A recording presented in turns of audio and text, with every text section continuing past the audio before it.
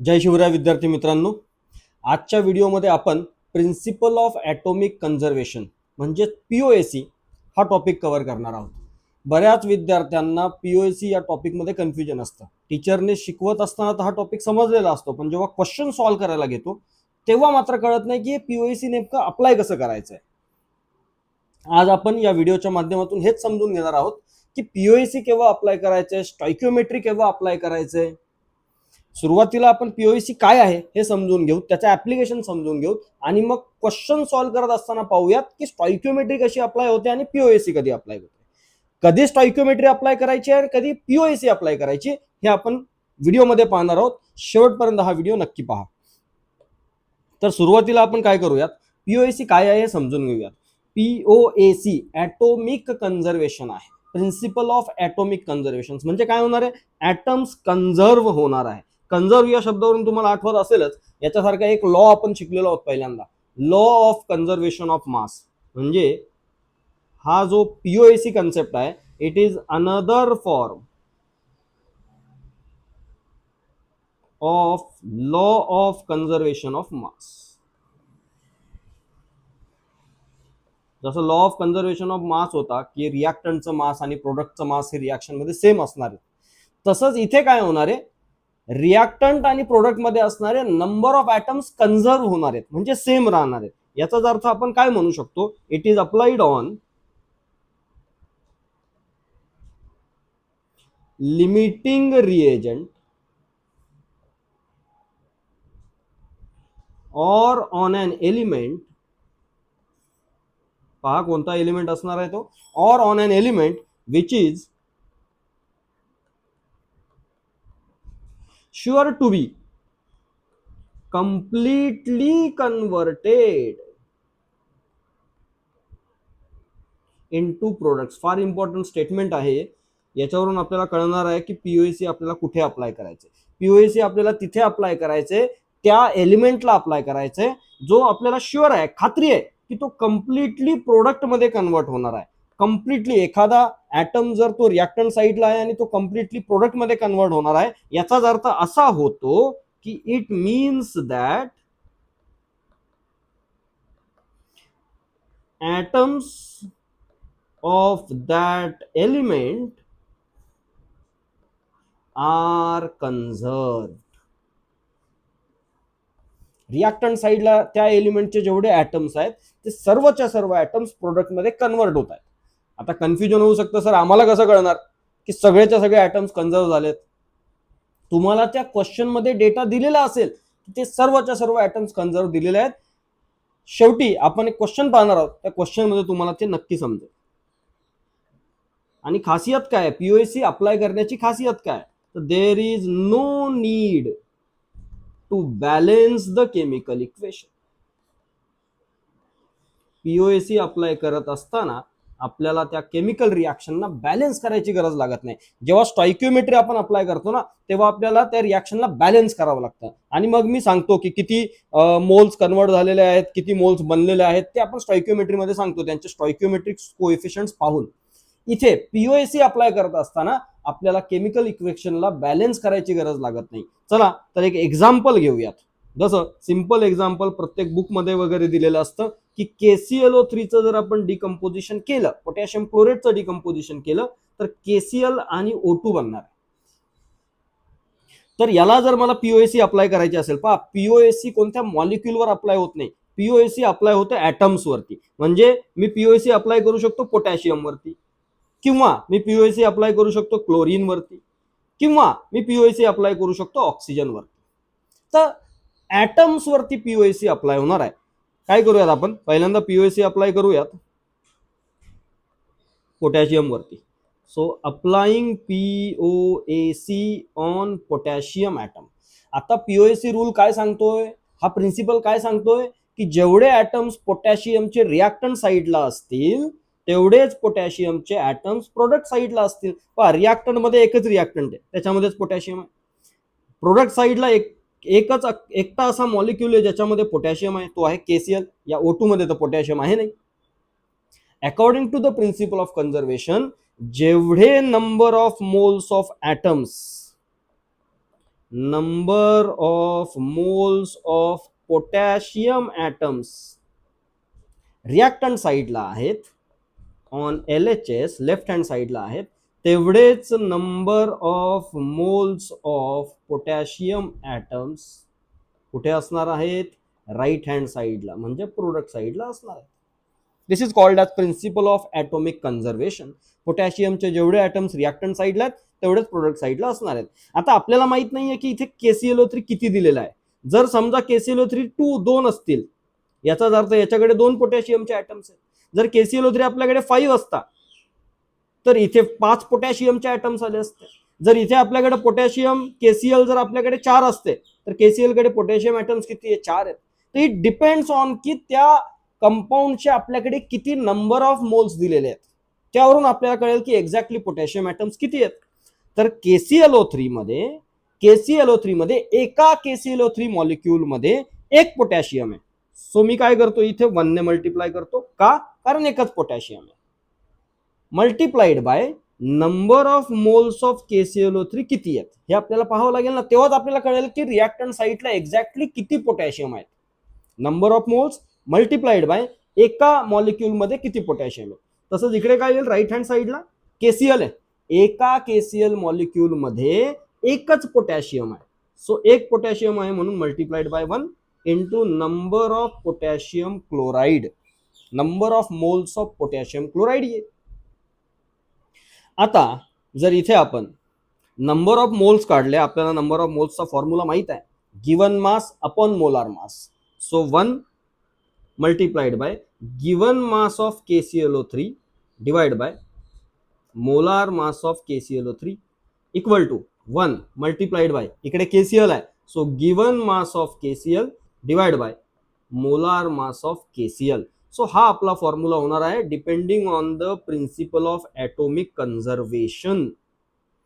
आता काय होईल क्वेश्चन मध्ये माहिती आहे का, तुम्हाला वेट ऑफ पोटॅशियम क्लोराइड दिलेलं असेल, molecular mass molar mass of potassium chloride तर आपण स्वतः फाइंड आउट करू शकतो. पोटॅशियम, क्लोरीन, 3 ऑक्सिजन यांचं मास ऍड करा, आपल्याला मोलार मास मिळून जाईल. वेट ऑफ KCl किती असेल हे आपल्याला ते शोधायला सांगतील क्वेश्चन मध्ये, आणि मोलार मास ऑफ KCl तर आपल्याला माहित असेल. तर या 4 पैकी कोणती तरी एक व्हॅल्यू आपल्याला शोधायची असेल, बाकीच्या 3 व्हॅल्यू दिलेल्या असतील. किंवा ते काय करू शकतात, direct number of moles KCl काढा सांगतील आणि नंबर ऑफ KClO3 दिलेले असतील. काही क्वेश्चन असू शकतो. सो आपल्याला हा फॉर्म्युला यूज करावा लागेल किंवा हा यूज करावा लागेल. आता हे झालं पोटॅशियम साठी. जर हीच आपल्याला POAC अप्लाय करायचं असतं क्लोरीन ॲटम वरती, तर POAC कशी अप्लाय झाली असते, लेट्स चेक. पुन्हा पहा, applying POAC on chlorine atom. आता KClO3 मध्ये रिॲक्शन मध्ये पहा, KClO3 मध्ये किती क्लोरीन आहेत एका पोटॅशियम क्लोराइडकडे, तर तिकडे नंबर ऑफ क्लोरीन जे आहेत ते आहेत 1 multiplied by number of moles of KClO3 equal to reactant साईडला क्लोरीन कोणत्या मॉलिक्यूल मध्ये आहेत, KCl मध्ये आहेत. तर एका KCl मध्ये किती क्लोरीन आहेत, 1 क्लोरीन आहे. So number of moles of KCl येईल. याचाच अर्थ इथे पुन्हा आपल्याकडे फॉर्म्युला काय बनेल, mass of KClO3 given mass of KClO3 divided by molar mass of KClO3 equal to 1 multiplied by given mass of KCl divided by molar mass of KCl. So if we are doing it for the chlorine वरती POAC apply करून केलं तर आपल्याला same तेच equation मिळालेले जे पोटॅशियमच्या केसमध्ये मिळालं होतं, कारण दोन्ही मॉलिक्युल्स मध्ये नंबर ऑफ पोटॅशियम आणि नंबर ऑफ क्लोरीन हे सेमच आहे. बट जेव्हा आपण ऑक्सिजन वरती POAC अप्लाय करू त्यावेळेस काहीतरी वेगळं होणार आहे. काय करूयात, रिॲक्शन मी पुन्हा लिहितो. So I can tell you की किती ऑक्सिजन आहेत त्याच्याकडे. KClO3 डिकम्पोज झालाय KCl आणि ऑक्सिजन मध्ये, आणि आपण POAC आता कोणावरती अप्लाय करायचंय, applying POAC on oxygen atom. आता पहा, number of oxygen atoms reactant मध्ये किती आहेत, एका KClO3 मध्ये 3 ऑक्सिजन आहेत. So we will write 3 here multiplied by number of moles of KClO3 equal to product side मध्ये ऑक्सिजन फक्त O2 मध्ये आहे, प्रोडक्ट साइडला ऑक्सिजन फक्त O2 मध्ये आहे. किती ऑक्सिजन आहेत एका O2 मॉलिक्यूल मध्ये? 2 ऑक्सिजन आहेत. So 2 multiplied by number of moles of oxygen. So आता याचा फॉर्म्युला काय बनेल? What will be the formula? तर याचा फॉर्म्युला आपला बनणार आहे therefore 3 multiplied by given mass of KClO3 divide by molar mass of KClO3 equal to 2 multiplied by given mass of O2 divide by molar mass of O2. तर आपण एका equation मध्ये जेवढे एलिमेंट्स होते त्या सर्वांना POAC अप्लाय करून पाहिलेलं आहे. आता डिपेंड करतंय की क्वेश्चन मध्ये आपल्याला काय गिवन आहे आणि काय डिटरमाइन करायला सांगितलंय त्यानुसार आपण POAC अप्लाय करणार. पोटॅशियमला करू शकलो, क्लोरीनलाही करू शकतो, तसेच ऑक्सिजनलाही करू शकलो असतो. काय करूयात आपण आणखीन एक एक्झाम्पल घेऊयात आणि त्या एक्झाम्पल मधून समजूयात. कारण हे एकाच प्रकारचं एक्झाम्पल प्रत्येक वेळेस येऊ शकत नाही ना. तुम्ही कोणत्याही बुक मध्ये पाहिलं, कोणत्याही व्हिडिओमध्ये पाहिलं तर पोटॅशियम क्लोराईडचं डिकम्पोजिशन हेच एक्झाम्पल एक्सप्लेन केलेलं असतं. आपण काय करूयात आणखीन एक एक्झाम्पल घेऊयात ज्यामध्ये carbon is reacting with oxygen two form 2 gases, carbon monoxide as well as carbon dioxide. आणि तुम्हाला सांगितलं की आता या इक्वेशन मध्ये POAC अप्लाय करून दाखवा. आपण फक्त हे शिकतोय सध्या की हाऊ टू अप्लाय POAC. काय करूयात? पहिल्यांदा POAC अप्लाय करूयात आपण कार्बनला. So applying POAC on carbon atom. काय येईल? कार्बन ॲटमवर POAC अप्लाय केल्यावर रिॲक्टंट साइडला कार्बन एकच आहे multiplied by number of moles of carbon equal to जेवढे कार्बन ॲटम रिॲक्टंट साइडला असतील अकॉर्डिंग टू POAC, कारण कार्बन कन्झर्व होतोय तर प्रोडक्ट साइडला पण तेवढेच असतील. सो आता प्रोडक्ट साइडला दोन्हीही प्रोडक्ट मध्ये कार्बन आहे. तर पहिला जो प्रोडक्ट आहे कार्बन मोनॉक्साईड त्याच्यामध्ये एक कार्बन आहे. So what we will do 1 multiplied by number of moles of carbon monoxide plus दुसऱ्या प्रोडक्ट मध्ये एका मॉलिक्यूल मध्ये किती कार्बन आहेत? तर एकच कार्बन आहे. 1 multiplied by number of moles of CO2. तर इथे याचं इक्वेशन जे आपलं बनणार आहे ते बनेल NC equal to NCO plus NCO2. काय करू शकलो असतो आपण आता या इक्वेशनला? याच इक्वेशनला हे जे नंबर ऑफ मोल्स आपण घेतलेले आहेत प्रत्येक स्पीसीजचे, रिॲक्टंट असो किंवा प्रोडक्ट असो, त्याला आपण असे लिहू शकलो असतो given mass of carbon divide by molar mass of carbon. Molar mass of carbon 12 असतं. Given mass of carbon monoxide divide by molar mass of carbon monoxide given mass of CO2 divide by molar mass of CO2. But mostly जेव्हा असा question असेल जिथे carbon कोणासोबत तरी reaction करतोय किंवा एक एलिमेंट दुसऱ्या एलिमेंट बरोबर रिॲक्शन करून 2 प्रोडक्ट बनवतोय, त्यामध्ये जनरली तुम्हाला या इक्वेशनची गरज पडेल. नंबर ऑफ मोल्स सोबत डील करावं लागेल rather than given mass molar mass. आता हे आपण POAC अप्लाय केलं कोणावरती? कार्बन ॲटम वरती. समजा हीच POAC आपल्याला ऑक्सिजन ॲटम वरती अप्लाय करायला लागली असती तर कशा प्रकारे अप्लाय केली असती? So applying POAC on oxygen atom. I hope तुम्हाला आता कळालं असेल आणि तुम्ही स्वतःहून सुद्धा याला आता करू शकता. रिॲक्टंट साइटला ऑक्सिजनचा एक मॉलिक्यूल आहे आणि त्या एका ऑक्सिजनच्या मॉलिक्यूल मध्ये किती ऑक्सिजन ॲटम्स आहेत? So there are 2 oxygen atoms multiplied by number of moles of O2. Number of मोल्सने जर मल्टिप्लाय केलं तर आपल्याला कळेल ना की टोटल ॲटम्स किती आहे. आता सध्या इथे स्टॉइकियोमेट्रिक कोएफिशियंट याच्यासोबत नाही आहे ना, तो आपल्याला माहित नाही किती मोल्स आहेत. Whatever are the given moles तेवढे आपल्याकडे असतील. 1 मोल, 2 मोल, 3 मोल, 0.5 मोल, जेवढे असतील तेवढे असतील. त्यावरून तर आपल्याला कळेल की टोटल ऑक्सिजन ॲटम्स किती आहेत. प्रोडक्ट साइडला जर आपण पाहिलं तर दोन्ही प्रोडक्ट्स मध्ये कार्बन मोनॉक्साईड आणि कार्बन डायऑक्साईड दोघांमध्ये ऑक्सिजन आहे. तर कार्बन मोनॉक्साईड मध्ये किती ऑक्सिजन आहे? 1. एका कार्बन मोनॉक्साईड मॉलिक्यूल मध्ये एक ऑक्सिजन आहे. So 1 into number of moles of carbon monoxide plus carbon dioxide मध्ये एका कार्बन डायऑक्साईड मध्ये 2 ऑक्सिजन आहेत. So number of moles of CO2. So आपल्याला त्याचे इक्वेशन मिळेल 2NO2 equals to NCO plus 2NCO2. आणि जर क्वेश्चन आपल्याला त्या प्रकारे दिला असेल तर आपण व्हॅल्यूज पुट करून या क्वेश्चनला आरामात सॉल्व्ह करू शकतो. आता काय करू शकलो असतो आपण? या नंबर ऑफ मोल्सला मास अपॉन मोलार मासच्या टर्म्स मध्ये पण लिहू शकलो असतो. जर आपल्याला गरज आहे, क्वेश्चन मध्ये तशी गरज असेल तर आपण ते करू शकतो. तर आतापर्यंत आपण कव्हर केलं की पीओएसी केव्हा अप्लाय करायचंय, जेव्हा रिॲक्टंट मध्ये दिलेला तो पर्टिक्युलर ऍटम पूर्णपणे कन्झर्व झालेला असेल. कन्झर्व होणे म्हणजे काय, तो कम्प्लिटली प्रोडक्ट मध्ये कन्वर्ट झालेला आहे, तेव्हा आपण यूज करू शकतो. जसं मी आधी सांगितलं, आपल्याला कसं कळेल की कम्प्लिटली कन्झर्व झालेला आहे किंवा कम्प्लिटली कन्वर्ट झालाय प्रोडक्ट मध्ये, क्वेश्चन मध्ये लिहून दिलेलं असेल किंवा ते आपल्याला कन्सिडर करावं लागेल. चला तर आपण यावरती बेस्ड पहिला क्वेश्चन पाहूया. काय दिलाय पहा question. 40 gram of potassium chlorate is decomposed on heating, what amount of oxygen will be form. पहा काय दिलंय, KClO3 चं अमाऊंट दिलेलं आहे, वेट दिलेलं आहे 40 ग्राम, आणि ऑक्सिजन किती बनेल, अमाऊंट किती बनेल ऑक्सिजनचं, म्हणजे ऑक्सिजन किती ग्राम बनेल हे आपल्याला विचारलेलं आहे. आता या क्वेश्चनला सॉल्व्ह करत असताना आपण स्टॉइकियोमेट्री अप्लाय करून या क्वेश्चनला सॉल्व्ह करू शकतो. तसेच आपण पीओएसी अप्लाय करून पण या क्वेश्चनला सॉल्व्ह करू शकतो. म्हणजे इथे कन्फ्युजन ठेवायची गरजच नाहीये की सर पीओएसी करू की स्टॉइकियोमेट्री करू. लक्षात ठेवा, तुम्ही स्टॉइकियोमेट्री पहिल्यांदा शिकलेला आहात, मोस्ट ऑफ द क्वेश्चन तुम्ही स्टॉइकियोमेट्रीने सॉल्व्ह केलेले आहेत, याचा अर्थ स्टॉइकियोमेट्री मध्ये तुम्ही मास्टर आहात. तर अशा वेळेस तुम्ही स्टॉइकियोमेट्रीज यूज केली पाहिजे. पण काही या केसमध्ये आपण पीओएसी अप्लाय करू शकतो अप्लाय आपण पीओएसी. ठीक आहे, तर काय करूयात आपण दोन्ही पद्धतीने क्वेश्चन सॉल्व्ह करून पाहूयात.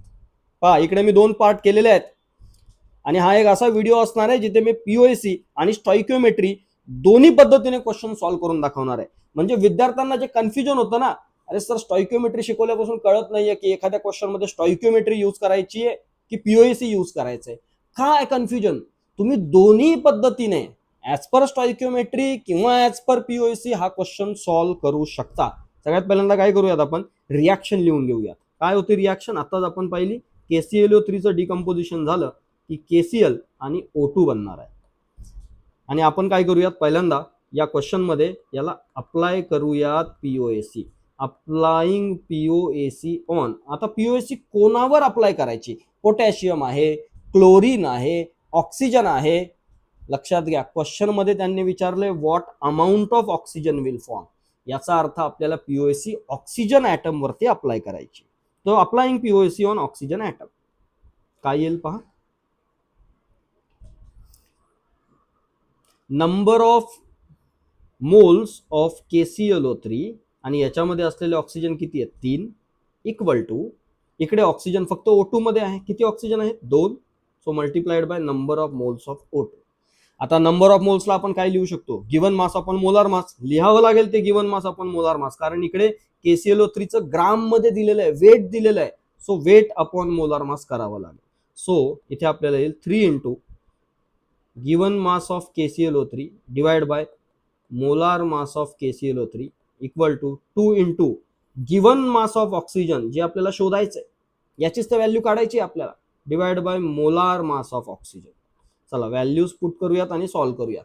वेट ऑफ KClO3 याची व्हॅल्यू दिलेली आहे 40 gram, divide by molar mass of KClO3 म्हणजे पोटॅशियमचं मास, क्लोरीनचं मास आणि 3 ऑक्सिजनचं मास ऍड केलं की आपल्याला व्हॅल्यू मिळेल 122.5 equals to 2 multiplied by weight of oxygen काढायचंय, amount of oxygen form determine करायचंय, आणि एका ऑक्सिजन मॉलिक्युलचं मास किती असतं, 32. Molar mass of oxygen is 32.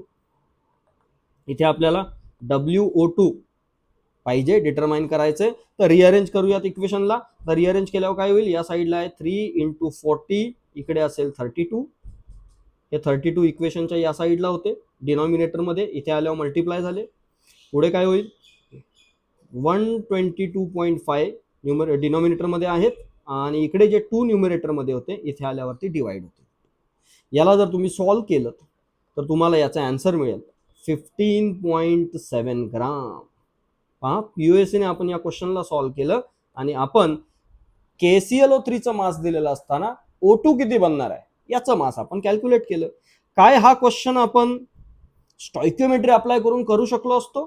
चला पुन्हा इक्वेशन लिहूयात आणि पाहूयात स्टॉइकियोमेट्री अप्लाय करून काय होणार. सो इथे मी लिहून ठेवतो की आपण काय करतोय, अप्लाइंग स्टॉइकियोमेट्री.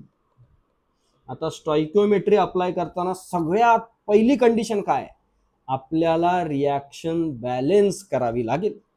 जर या रिॲक्शनला आपण बॅलेन्स केलं तर पहा इकडे ऑक्सिजन 2 आहेत, इकडे ऑक्सिजन 3 आहेत, त्यांना आपण 6 करू शकतो. सो मला इथे 3 घ्यावं लागेल आणि इथे 2 घ्यावं लागेल आणि KCl ला सुद्धा 2 करावं लागेल.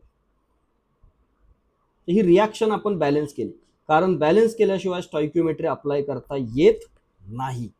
तर स्टॉइकिओमेट्री काय सांगते? रिॲक्शनच्या स्टॉइकिओमेट्रीचं असं म्हणणं आहे की इथे जर आपल्याकडे 2 मोल्स KClO3 असेल तर 2 मोल्स ऑफ KCl बनतील आणि 3 मोल्स ऑफ ऑक्सिजन बनतील. That's what stoichiometry of the reaction says.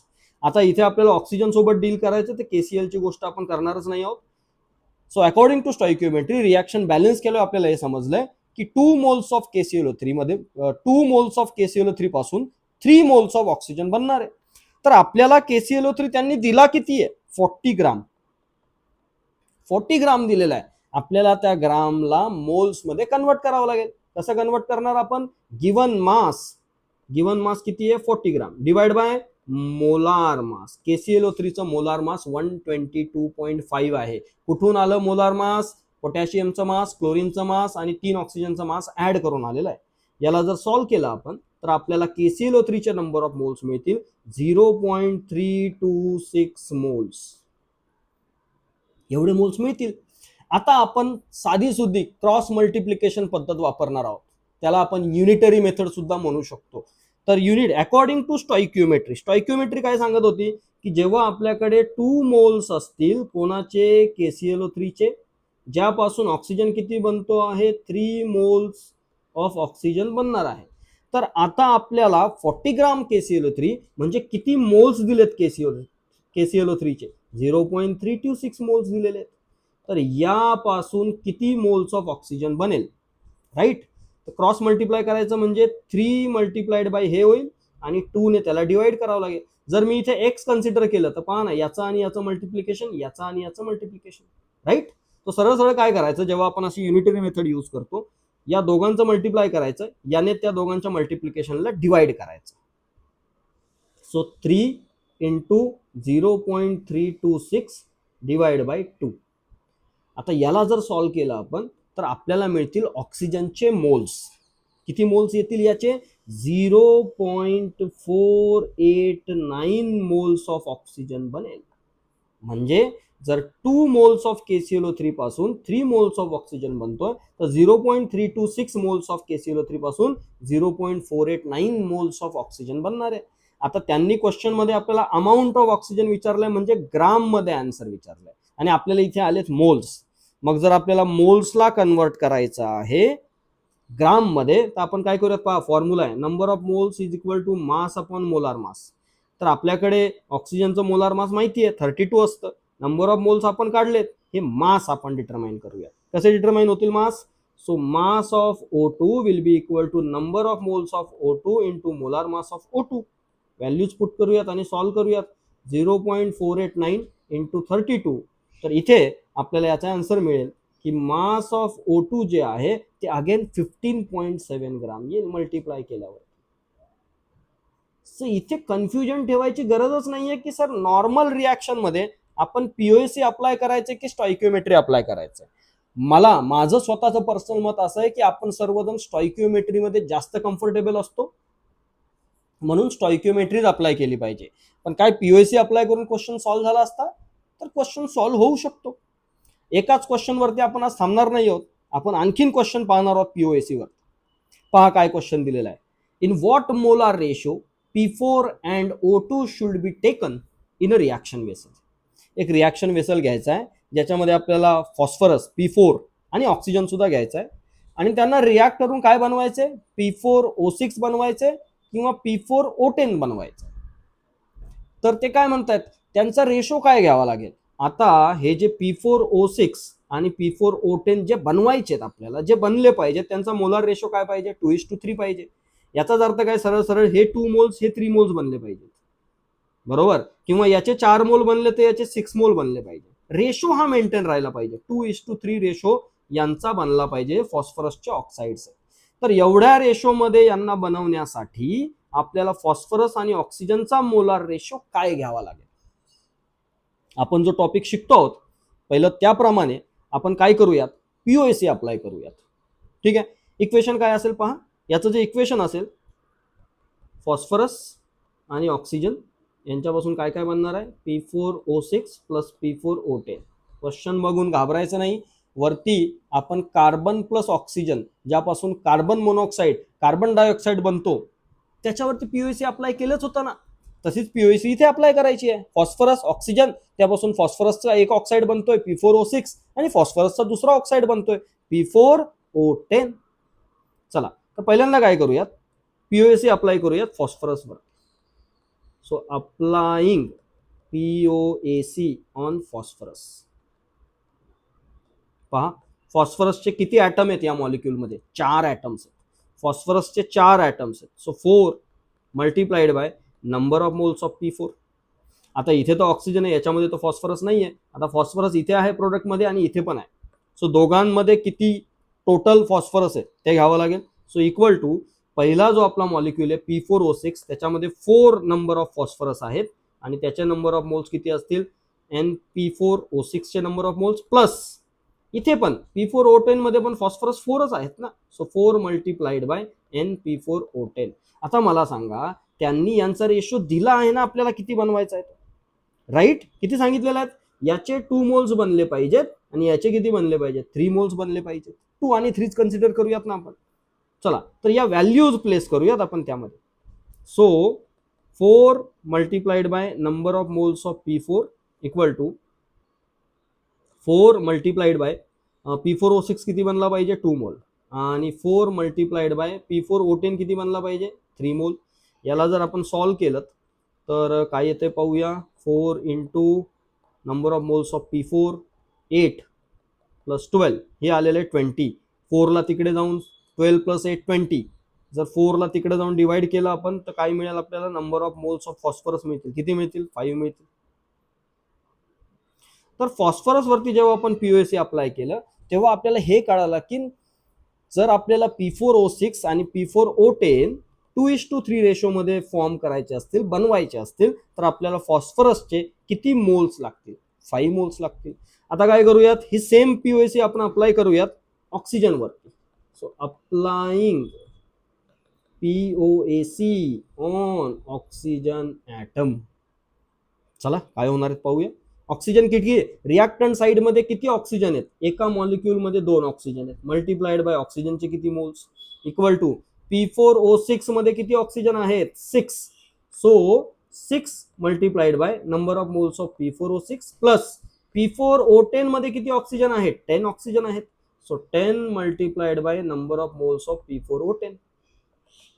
चला व्हॅल्यूज प्लेस करूया. किती बनवायचे आहेत आपल्याला P4O6 ची मोल 2.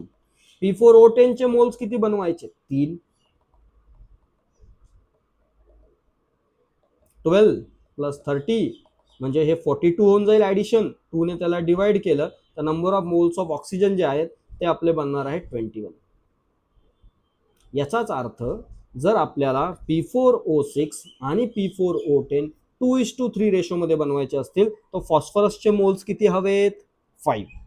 ऑक्सिजनचे मोल्स किती हवेत 21. त्यांनी क्वेश्चन मध्ये त्याचा मोलार रेशो किती लागेल हे विचारलंय आपल्याला. तर molar ratio N54:N number of moles of O2 आपल्याला लागतील 5:21. पीओएसी अप्लाय करून आपण या क्वेश्चनला सॉल्व्ह केलंय. आता पुन्हा मुलांमध्ये हा संभ्रम असतो काय या क्वेश्चनला आपण स्टॉइक्योमेट्री अप्लाय करून सॉल्व्ह करू शकलो असतो. चला पाहूयात स्टॉइक्योमेट्री अप्लाय केल्यावर या क्वेश्चनला आपण सॉल्व्ह करू शकतो का. सर्वात प्रथम काय करूयात. अच्छा इथे मी हेडिंग लिहितो अप्लाइंग स्टॉइक्योमेट्री.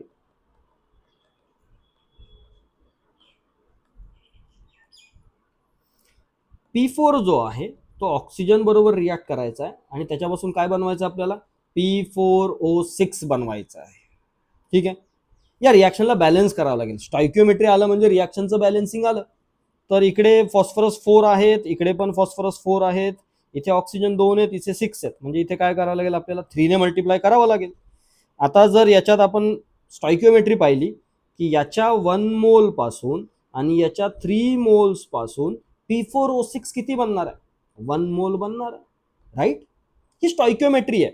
याचा कोएफिशियंट किती आहे 1. तर 1 मोल बनेल. याचा कोएफिशियंट किती आहे 3, तर 3 मोल्स बनतील. याचा कोएफिशियंट 1 आहे तर 1 मोल असेल. जेव्हा 1 मोल P4 रिॲक्ट होईल 3 मोल ऑक्सिजन बरोबर, त्यापासून 1 मोल ऑफ P4O6 बनेल.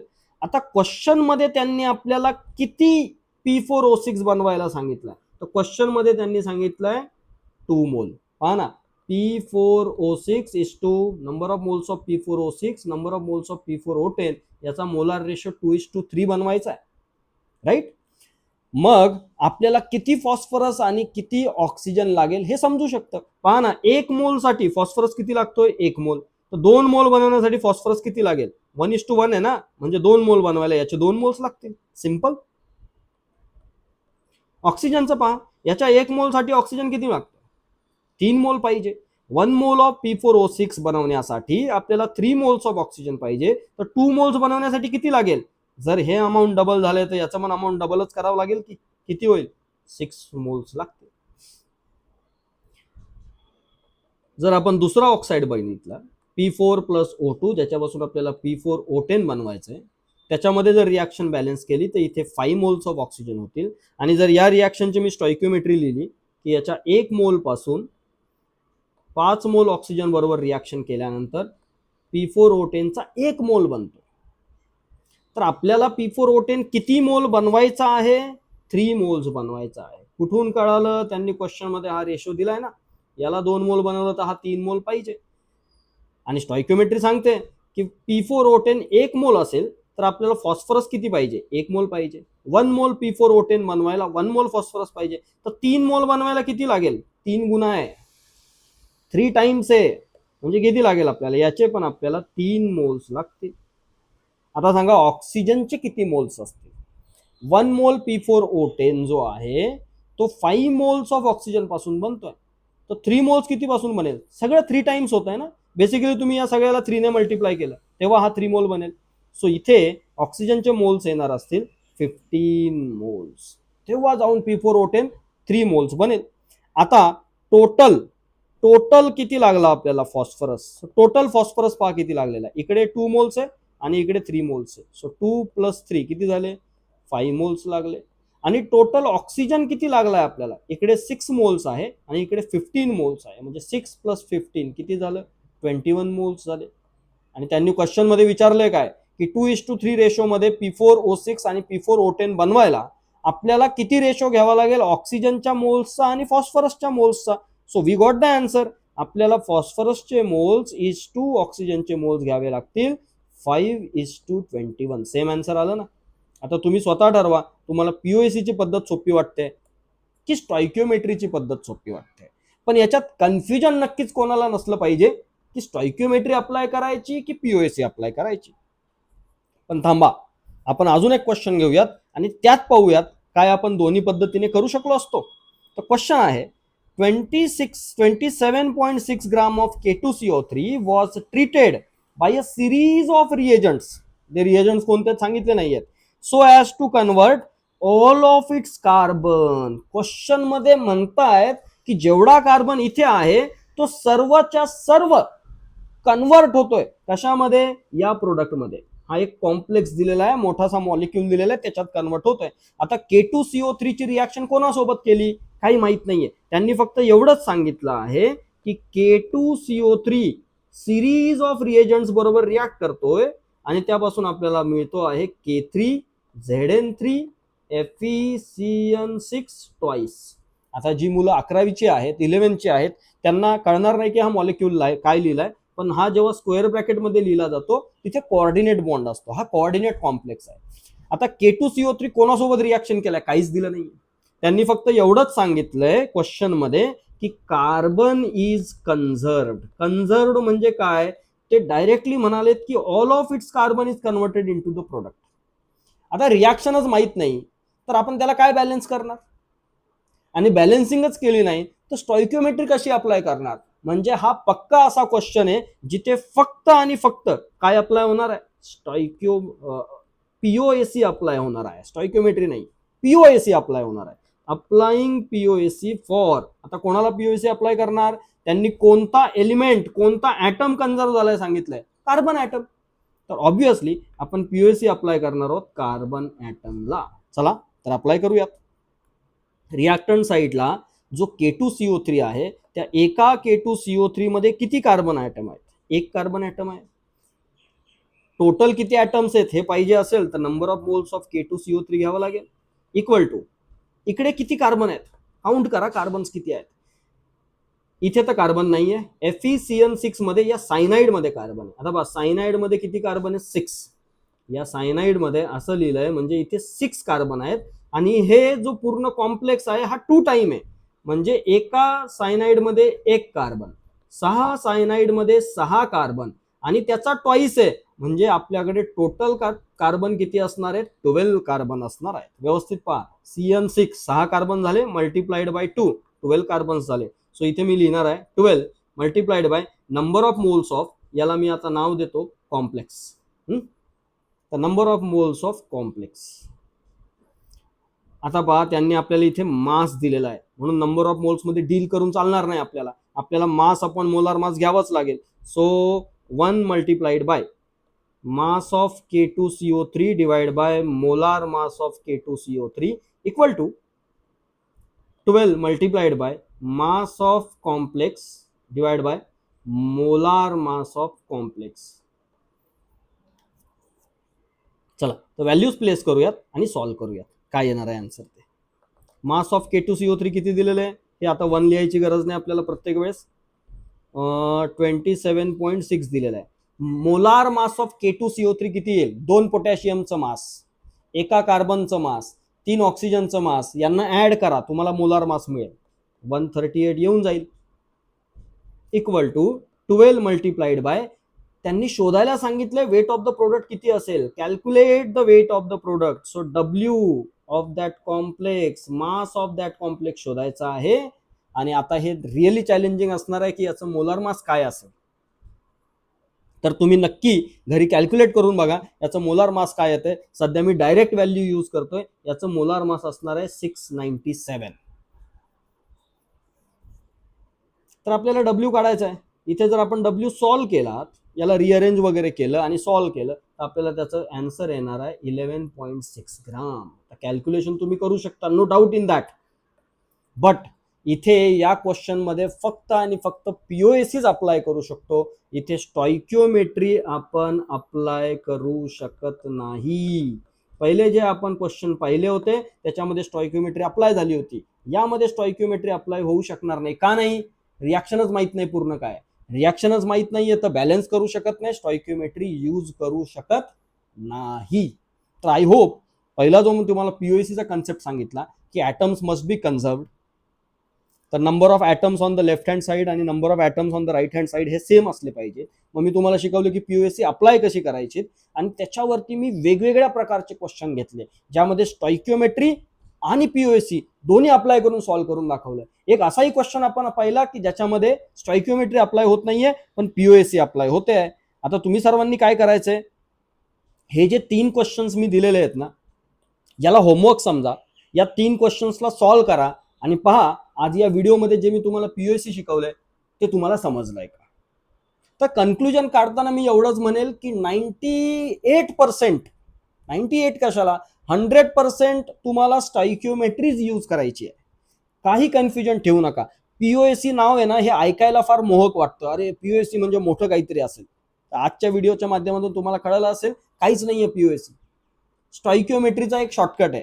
कधी कधी POAC ने सोप्या पद्धतीने सॉल्व्ह होतं तर स्टॉइकिओमेट्रीने डिफिकल्ट वाटतं. कधी कधी स्टॉइकिओमेट्रीने सोप्या पद्धतीने सॉल्व्ह होऊन जातं तर POAC डिफिकल्ट वाटतं. पण काही क्वेश्चन असे आहेत जसा हा क्वेश्चन आपण सॉल्व्ह केला जिथे रिॲक्शनच माहित नव्हती, बॅलन्सिंग करू शकत नाही तर POAC अप्लाय करायचीच आहे. बरोबर ना. तर असे क्वेश्चन आल्यावरती नक्की POAC अप्लाय करा पण यांची शक्यता कमी आहे. सो आय होप की आजच्या या व्हिडिओच्या माध्यमातून POAC की स्टॉइकिओमेट्री हे कन्फ्युजन सर्व विद्यार्थ्यांचं दूर झालेलं असेल. हे 3 क्वेश्चन नक्की सॉल्व्ह करा. याचे आन्सर्स काय येत आहेत हे कमेंट्समध्ये टाका. विद्यार्थी मित्रांना मी अजून सांगू इच्छितो की तुम्ही मला कमेंटमध्ये हे पण सांगू शकता की सर केमिस्ट्रीचा हा कन्सेप्ट पण शिकवता का. सो म्हणजे तुम्ही जर मला सांगितलं की सर हा कन्सेप्ट शिकवा तर त्या कन्सेप्टवरती व्हिडिओ बनवण्यात मला जास्त आनंद होईल. नेमकी विद्यार्थ्यांची डिमांड काय. सध्या मी स्वतः समजून घेतोय की याच्यामध्ये मुलांना डाऊट असेल चला याच्यावरती व्हिडिओ बनवूयात. तर तुम्ही कमेंट करून सांगा की कोणत्या टॉपिकवरती तुम्हाला व्हिडिओ हवाय, त्याच्यावरती आपण व्हिडिओ अपलोड करत जाऊ. नेहमीप्रमाणे महाराष्ट्रातल्या प्रत्येक जेई नीट सीईटीची तयारी करणाऱ्या विद्यार्थ्यापर्यंत हा हा चॅनल पोचवा, हा व्हिडिओ पोचवा.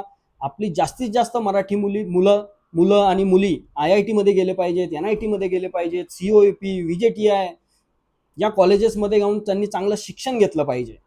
खास करून असे विद्यार्थी जे स्टेट बोर्डचे असतात पण त्यांना जेईची, नीटची आणि सीईटीची तयारी करताना भीती वाटते. सीईटीची तर नाही भीती वाटत, पण जेई नीटला ते घाबरतात जाताना, की सगळी मुलं तिकडे CBSE किंवा ICSE बोर्डची आहेत आणि मी स्टेट बोर्डचा आहे, तर माझी कशी तयारी होईल. अजिबात घाबरायचं कारण नाही.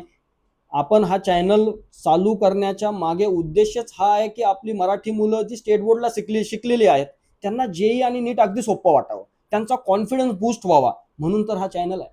बाकी जी मराठी मुलं आपली CBSEची आहेत, ICSEची आहेत, त्यांना तो सोपं वाटणारच आहे.